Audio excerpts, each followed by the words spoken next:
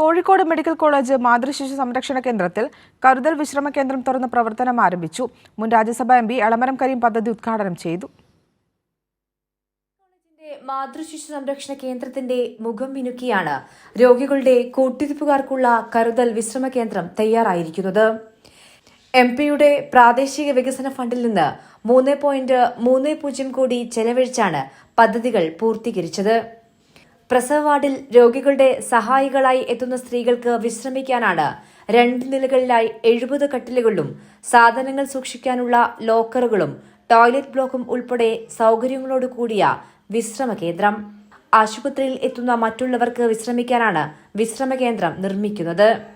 ആധുനിക സൗകര്യങ്ങളോട് കൂടിയുള്ള ICU ആംബുലൻസിന്റെയും dental കോളേജിലേക്കുള്ള dental ചെയറുകളുടെയും ഉദ്ഘാടനവും വിശ്രമ കേന്ദ്രത്തിന്റെ തറക്കല്ലിടലും മുൻ രാജ്യസഭാ MP എളമരം കരീം നിർവഹിച്ചു. ഏറ്റവും കൂടുതൽ ആളുകൾ രോഗികൾ സർക്കാർ മെഡിക്കൽ കോളേജിലേക്കും സർക്കാർ ആശുപത്രിയിലേക്കും വരുന്നു.